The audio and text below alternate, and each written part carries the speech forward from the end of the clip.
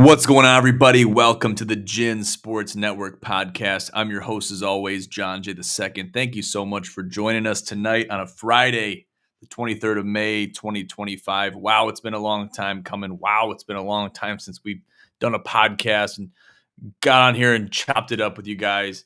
It's been a while. I was in Mexico last week, still getting back to reality a little bit, but that's what happens. When you got to get back to reality, yes, it's difficult. Yes, it's a transition, but you got to make it work, got to make it happen, regardless of the circumstances. So we're going to do that right here, right now on the GSN pod here tonight on a Friday night. Hope you're cracking a couple cold ones. I'm actually drinking some water because I feel like I got to give my liver a break. You know what I mean? Had a couple too many sodas throughout the weekends. Basically, you're drinking sodas. And when I say sodas, I'm talking about adult beverages. You're drinking like water down there. So give the liver a break, give it a breather, and can only be good for the body, for the system. So we got a good show in store for you guys tonight. Remember last week at one point we were talking about, it's kind of in a lull season. Even we got NBA playoffs. We got Champions League soccer going on. We got the NHL playoffs going on. There's a lot of stuff going on, and there was a lot of stuff going on then, but it was kind of in the early stages of it. Okay, it was the early stages. Now we're getting into the conference finals, both in the NHL and the NBA. So things are heating up a little bit. It's getting more exciting, and it's just that time of year. Now things get more exciting. Now you're watching NBA games in their entirety. Where in the regular season you're probably not watching them. You're tuning in for a couple seconds, or if it's the Pistons, maybe you're watching the Pistons game, or you're watching your team in your state, in your region. But you're not really watching a whole lot of NBA because NBA, let's just be honest, it's a snooze fest during the regular season especially. And don't even get me started on the All-Star game. Just absolute snooze fest. Can't even stomach it. Can't watch it. Can't even turn it on for a couple minutes because it's just bad television. And it goes without saying. The best thing, maybe even gives a glimmer of entertainment, is the dunk contest, which I will watch. But we have to tune in and talk about this. SGA gets the MVP over Jokic for the MVP award. And this is big conversation because are people thinking that he just got this out of default? Okay, people thought the opposite happened last year where SGA was ousted by Nikola Jokic, the Joker, and he basically was the runner-up, and now the script has been flipped. But what stats are we looking at? What are we looking at? Are we looking at intangible qualities? Because I think that the MVP award very much so comes down to intangible qualities. Does it come down to who's still in the playoffs, who's still in the game, and who's not? I think that's kind of out the window, especially if you look at the NFL and you look at other sports that are similar to this. You've seen players that are on teams that are out that still get the MVP award because they look at the regular season statistics. And I got to think they're taking a lot of intangible variables into account when they're making these judgments. And they have to. It's stupid to think that they don't. But Nikola Jokic would have got his fourth MVP award, I think, in 4 or 5 years. In 5 years, and he's really coming to be. And if it comes down to, should any player get it out of default, or should they get it because they deserve it, regardless of the stat sheets, regardless of intangible qualities, variables, etc. Getting the MVP award in 2021, 2022, and 2024. So he's right on the brink. They came out and said that he got it. He got the runner-up award behind SGA, and that's just kind of how it is. That's how it played out. Now, to complete the trifecta, complete everything, I think SGA and OKC and the Thunder, they have to go on and win it all. Now, that's basically kind of the default. That's kind of what it's looking like. And I was chopping up with Smitty earlier, and he was telling me that Indiana and OKC would be a hell of a series. I would agree with that 100 times over, just because you got two teams that are kind of building. They're kind of young. You got some young players in there. You got some gentlemen in there that are veteran players, right? But not many. They're both mostly made up of rookie and very green players. That's what they're made up of. But they click very well. Their team chemistry is very well. They play a young style of basketball, which the old heads, and I'm calling out LeBron, just like Stephen A. did when he was talking about Bronny James. They play an old head style of basketball. And yes, they kind of introduced the new young head style of basketball, but that's becoming the old head style. Okay. Before long, he's going to be making speeches like Larry Bird at the ESPYs talking about, oh man, these kids, they would have blew us out of the water back in our day. And that's what they're going to be talking about because it's continuing to excel to a different style of basketball that we've never seen before. Now, I just want to see not be a Chuck Fest. Make it entertainment again. Back in the days of the Malice at the Palace of the 2004 Pistons era, the Larry Brown Pistons, that era of basketball, that was one of the last good generations, going all the way up to the 2013 year when LeBron was playing for Cleveland in that era, the 2010s. That is a good style of basketball, but that's still, you look at today's style of basketball, it's a different style than it was in the 2010s. And that's just a fact. That's just a fact. We grew up with the same thing with football. We have seen these sports change and grow and develop and evolve so much in the last 20 years, where basically this is our heyday of watching sports, growing up with sports. We've seen so much change already, and it just begs the question, where are we going from here?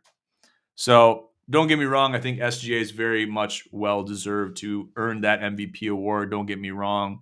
But if it was out of default, I'm hoping it wasn't. I'd love to know the qualities that are taken into account when they're making the judgment for the MVP award, because I would just like to know what's on paper. It's kind of like the Heisman.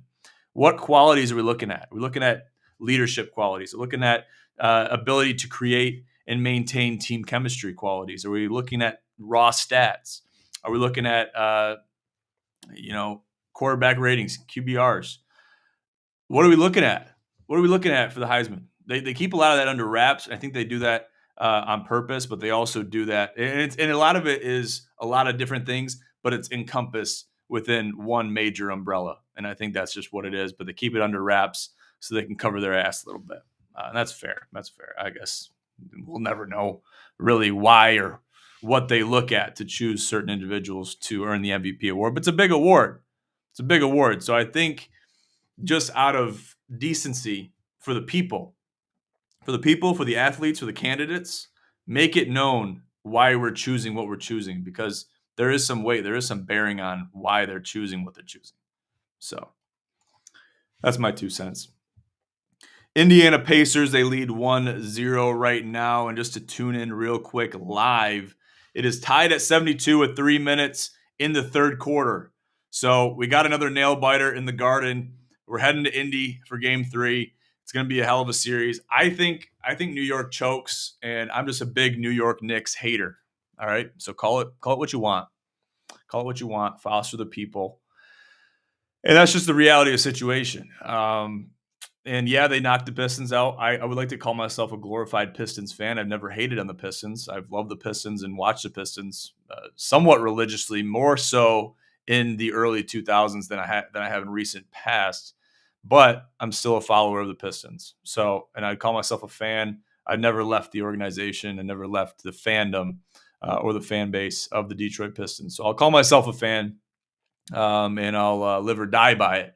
But that's not why I hate the New York Knicks. It's a culmination of things. Yes, one of the reasons is because they're good. They are good. One of the reasons is because of Spike Lee. Can't stand Spike Lee. And really, it comes down to a lot of the New York Knicks fan base. You're talking about your New Yorkers. These guys are from the boroughs, right? And you love to hate them because you're not them. You'll never be them unless you're from them. You're born in Harlem or Bed-Stuy or one of the boroughs. Okay. The Upper East Side. Listen. If you're not from there, don't claim to be from there, and don't claim to be a fan. It's kind of one of those things. These guys that are the fly-by-night New York Knicks fans, why? Why do you do it? Why do you do it? It's not a fan base you want to associate with.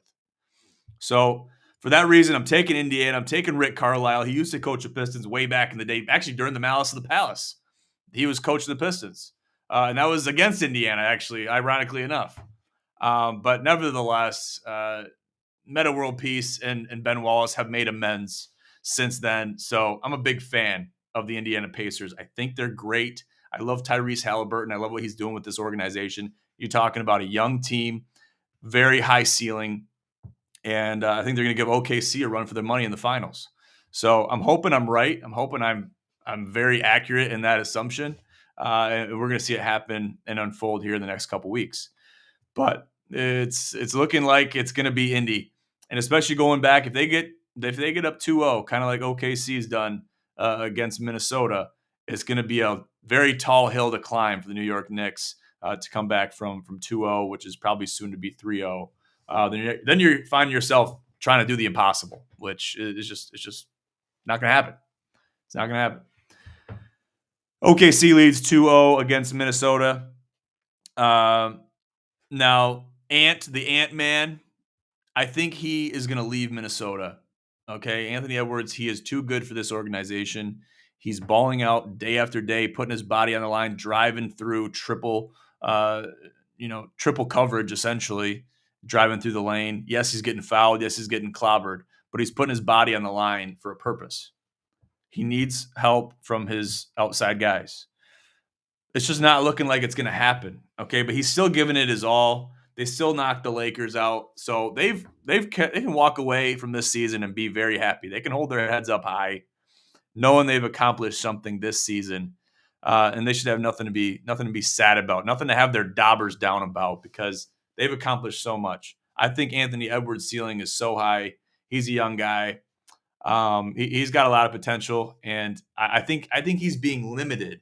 And I had the same fear about Cade Cunningham at the Pistons. Thank God he stuck it out and he really dropped the ball. But if anyone was going to do it for the Pistons, that is this year, it was going to be Cade, and Cade deserved to do it. I still wish he would have took that last shot, but that's neither here nor there. Anthony Edwards has to find a new location, because I don't think his future is at Minnesota. Maybe it is. Maybe he adds some players in the offseason, pick some players up in the draft. That could be. But until we see some changes take place, I'm honestly, I think a lot of people, I think I'm in this camp with a lot of people, we're surprised they made it this far. We're surprised. But they did. They're here. They're playing a great OKC team. They're maybe going to out-youth them. And they're playing well. They're playing great basketball. That is OKC and the Thunder. So they're going to be hard to beat. Maybe you can bounce back and claw back and get to a 2-1 situation. But in my opinion, OKC takes this series. I'm going to say in 5. Give Minnesota a win and move on to the final. That's just how I see it playing out. Talking about college football. I know you're all talking about it. We're talking about it. We're thinking about it. If you can believe this, we're just about 100 days, maybe a little bit less, away from the first kickoff of the 2025-26 season. Can you believe that? I mean, I know time flies, but we're going at light speed. Talking about college football, it seemed like it happened a long time ago, but we're talking months ago. We're talking 4.5 months ago that we had the college football playoff final, the championship game, and it's right around the corner. Basically, it's right around the corner. We're almost halfway through 2025, people. I mean, that's just the reality of the situation. Take a step back, take a breather, realize where you're at in life, and just bask in the moment, because it's only here for a finite amount of time. And I always base it off of when are we looking forward to the college football season? When are we in the college football season? And when are we looking back to the college football season? That's kind of how I base my whole life around that. And you can kind of scale that and see how fast time is going by just by thinking about that. But real quick, we gotta acknowledge this. Walk Sauce. Why you got to hit me with this comment right now? Does Michigan State still have a football team? I really don't know. I actually haven't been watching them too much. I'm kind of keeping them out of my peripherals right now. Not even thinking about them, really. Until I saw this headline about college football playoff and the changing of the structure with the college football playoff, I really haven't even been thinking about Michigan State because of what I saw last year, okay? And really college football as a whole. If you remember our last show, we were talking about Nick Saban and his he was trying to explain away that the whole NIL situation, the transfer portal fiasco, is not why he left coaching at Alabama. I disbelieve that. I don't believe that. I am a disbeliever. if you will, when it comes to that, because I think he has a lot of influence in the college football space, and him partnering with Donald Trump, our president, about making changes to the NIL transfer portal structure system. Does it hint at a return for Nick Saban? I don't know about that, but I think that it is partially why he left coaching. I think it is.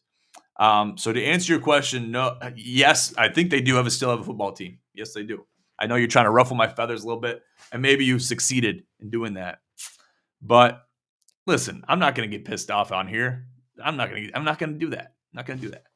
So this is a kid's show. We're not going to start throwing F-bombs or anything like that. And there's nothing to be mad about, really. Okay, Michigan State has a football team. Will they rebuild? Will they figure it out? With all these stuff going on, NIL, transfer portal, you name it, it's really a lot. It's a lot to juggle. And to have a solid draft class is one thing. With juggling all those hurdles, paying off all these players, most of the time beforehand, you don't know if you're going to have them next season. Okay, you don't know if they're going to stay there and build like you have. And this guy goes for anybody. This goes for anybody. Everybody, every team has to worry about this. Is the next team going to pay this player that I want, 4-star recruit, 5-star, whatever, quarterback, running back, linebacker, you name it? Are they going to be here next year? Can I count on them to stay? And maybe that could be a stipulation within the NIL contracts of, if we're paying you this, we have you for this amount of years. And that's kind of like yearly contracts. It's exact. I mean, you're basically blending college sports with NFL. So I think that's kind of where they're going. I think that's where they're heading with with college football and NIL. But it's going to be interesting to see. Aaron Walker again. Breaking news: MSU hires Connor Stallions. Damn, I'd love to have a guy that could snipe some calls and do some call stealing. Ah, man, that might help us out. That might get us a natty, at least get us close. But that's still kind of, I mean, you look at Sharon Moore, the University of Michigan. Did they have a football team? I know they beat Ohio State, but I mean, they seem like they're in shambles. I haven't heard much about Sharon Moore and the Michigan Wolverines lately. Now, granted, do we have much room to talk over here in Spartanville? No, we don't. No, we don't. We're going to keep shooting shots off until we can't shoot anymore, until we run out of ammunition, because that's just how the rivalry is. We love it. We both hate Ohio State. I mean, I'm fine with Michigan beating Ohio State year after year. I really am. And I hope it happens. I hope it continues to happen. And I think it adds to the season that Michigan had. Maybe they can't have a lot to hang their hat on, but they beat Michigan. They beat Ohio State, and Ohio State want to win the Natty. So no matter how you slice it, that's the reality of the situation. And I'm sitting here as a State fan admitting that, because that's the truth. And I'm not afraid to admit it. You're gonna hear people that are State fans or whatever. I don't think you hear this happen with a Michigan fan, but you've heard State fans. I've heard them where they actually hate Michigan more. They hate Michigan so much that they're going to root for Ohio State against Michigan, which I think that's not right, personally. But to each their own. The rivalry runs deep, and it has to be acknowledged. So we didn't even get to the topic. We're going to talk about it now, though. The college football playoff has a new structure.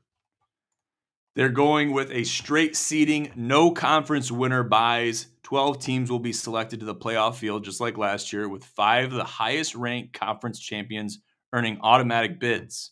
The 4 highest-ranked teams, regardless of conference champion status, will receive the top 4 seeds in the playoff and a first-round bye.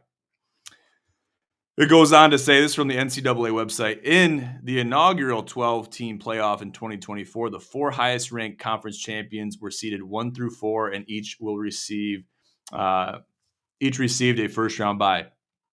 Teams seeded 5 through 12 will play each other in the first round on the home field of the higher-ranked team.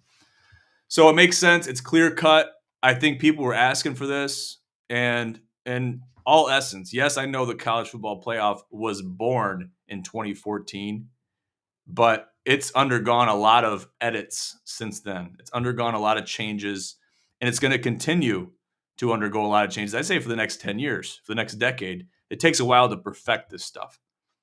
So it's, in my opinion, since 2014 and even to the current date, it's in beta testing. That's just the reality of it. That's where we're at with the college football playoff. And we're going to be there probably till 2030 at least. We're looking at beta testing CFP scenarios going at least the next 5 years. And that's just kind of how it is with anything that's a new structure. It blows my mind that we had the BCS go on for so long. We didn't have a college football playoff structure, format, you name it. Really didn't have nothing like that. You just played for pride, really.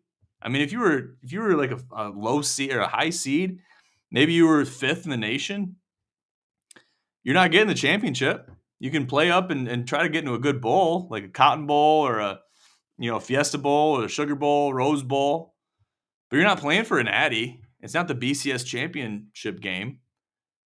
So, I mean, you're talking about a pool of 2 teams blossoming into a pool of 4 and staying that way for several years, and then blossoming into a pool of 12, which we've just seen last season. And now we're in the 12-team scenario. How big does it get?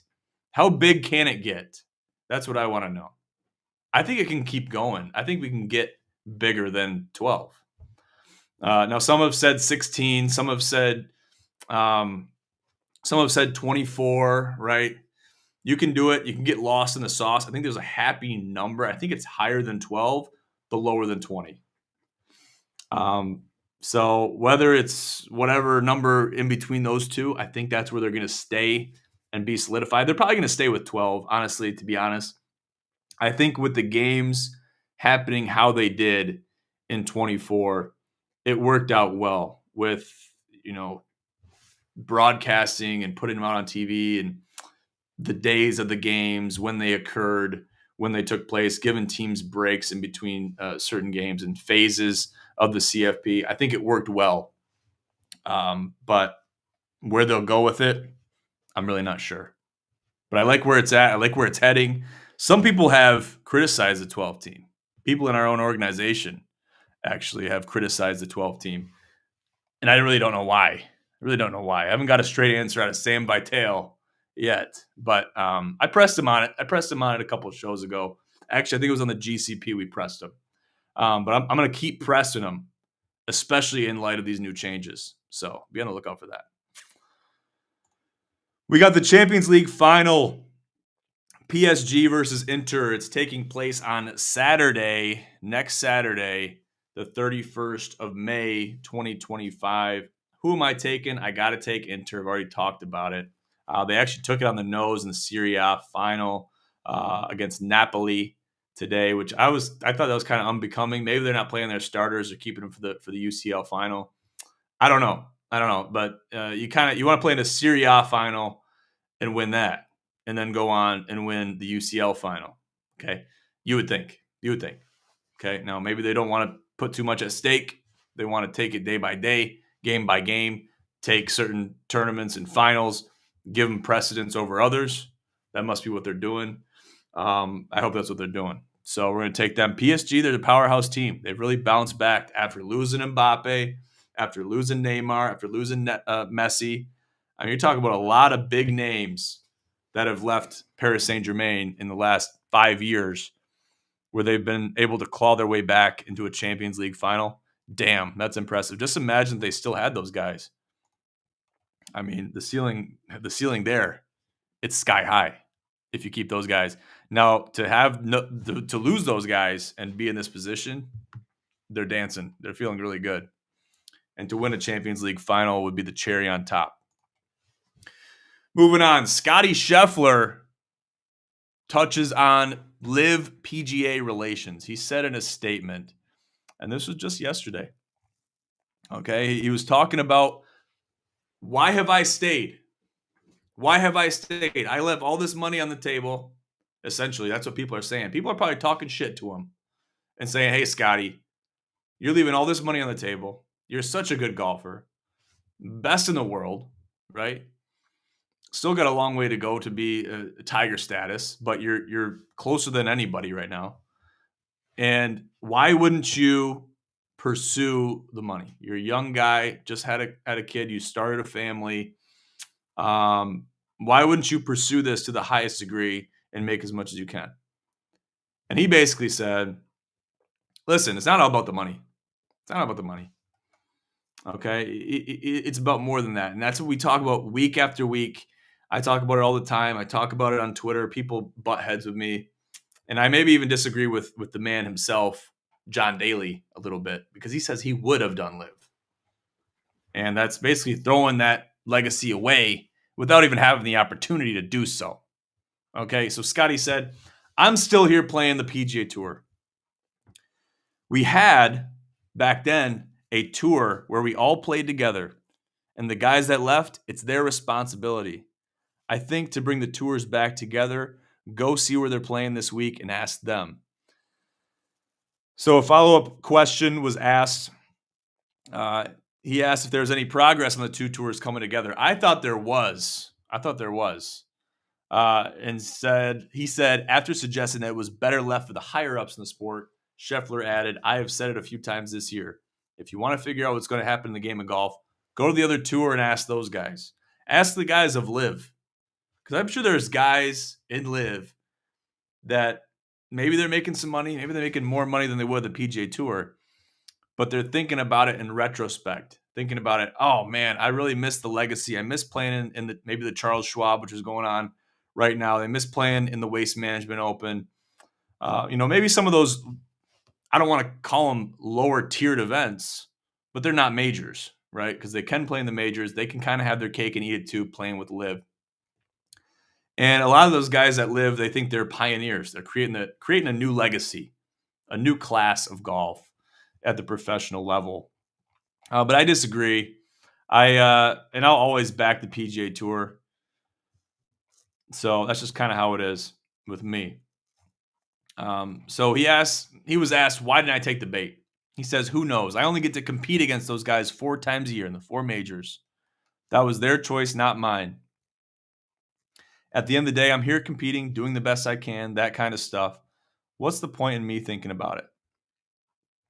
We get 4 chances to compete against them, and last week went well, and we'll get another chance here in a few weeks. I mean, he just won the PGA. I mean, that's a big feather in his cap. He's got 2 to go.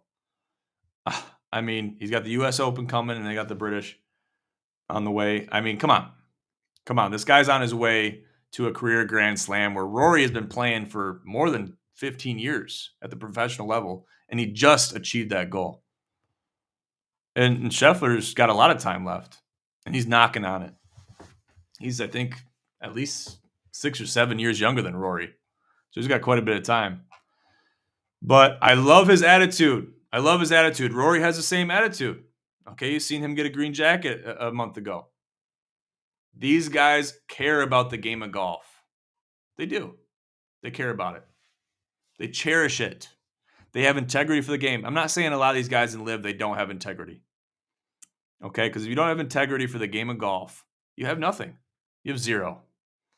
So I give credit to everybody, even amateurs that have integrity for the game, because you have to have integrity for the game. That means being truthful about your scores. That means not fluffing your ball if you're not playing that format. That means not taking free gimmies. That means being truthful in all occasions. You went OB, you don't drop a ball and say, oh, this is my ball, I found it. Okay, there's a lot of ways to express integrity for the game of golf. And it's respectable, and you got to have it. You got to have it to have good competition within the game. It's a beautiful game, but you got to have integrity for the game. If you don't, you don't even deserve to hold the sticks. So to hear a guy say this and not only have integrity for the game, but have integrity for the format and have integrity for the tour, which has so much history behind it, and the greats like Bobby Jones and Sam Snead, these guys, they built the tour. They built the tour into what it is today, and we're talking hundreds of years in the making. Okay, at least a solid 100. Within the last 100 years, the tour has become what it is today. But it's grown so much; it's came a long way. Technology has came a long way. It's seen it through all of it. Okay, and you can see that. You can trace it back with all those majors because a lot of those majors are damn near 100 years old. We're talking about the 125th U.S. Open here in a couple weeks. So, I mean, there's history there. There's history there. These guys respect that history. They're respecting the history, respecting the legacy more than the money. They're not taking the bait. They're not taking the glimmer and the glam, which is easily there for the taking. They're there for more than that. So that's what I respect Scottie Scheffler for. That's what I respect Tiger Woods for. Rory McIlroy, Tommy Fleetwood, Patrick Cantlay. The list goes on and on. These guys have all had opportunities. Every single one of these guys could have went to live. Every single one. There would be no more PGA Tour. Because every single one of these guys, I guarantee you at some point, at some capacity, they were offered a live deal. They had to have been. So they stayed. The other guys left. And I know there's a lot of animosity between, especially Rory and guys on live, where they don't want it to be, say these guys want, oh, you know what? I want to come back. They don't want it to be an easy path back to the PGA Tour because you already turned your back on us. And even if there was a path, we're going to look at you a little side-eyed because we know that you're coming back not with clean intentions. You still left. Yes, you came back if you did. I haven't seen that happen yet. But if it did, there would be tarnished relations with the players on the tour and whoever decided to come back, if they could. So I'll leave it at that. I get pretty heated about this issue just because it's such an important issue to me. And I think about it a lot. Moving on, the GSN Sports Network Challenge 6 is taking place on the 13th of September, 2025. Get signed up, get locked in, get registered. Absolutely. Do it today. We want to see you there. Compete for the jackets, compete for the challenge, and come out and enjoy a great day of golf sponsored by and promoting the Thomas Smith Memorial Foundation, a great cause, a great foundation that does a lot of great work for the communities here in mid-Michigan, providing AED machines where they don't have them, providing free heart screenings for young athletes, young adults, and everybody of the liking, and just doing great things for the community when it comes to heart health and screening of heart ailments that might go undiagnosed otherwise. So give them check them out, see what they're all about. Check them out on their website, tommysheart.org. We'll put the link in the description of this podcast. Check them out. They do a lot of great stuff. But sign up for the golf outing. Get involved. Talk about it with your friends and get out there and compete. Love to see you. It's a great two-man event. There's not a lot of two-man events out there, and that's just the reality of the situation. So get out there and play. We'll leave it at that, guys. Make sure to check us out on social media. Check us out on our website, ginsportsnetwork.com. Check us out on IG as well, at Gin Sports Network. And find us on Twitter at GinPros. Find me on Twitter as well, at GinCommish. Shout out to everybody that has reached out to me on Twitter in the last few weeks. DMs have been exceptional. Some fiery ones, but we accept all of them. All of them are welcome. So don't feel bad. Don't feel bashful. And by golly, don't be embarrassed to reach out because we welcome everything. Animosity, praise, joy, hatred, you name it. We love it. We'll see you here next time for the GSN Sports Network podcast. I'm your host as well, John J. II. We'll see you here next time. Have a great night.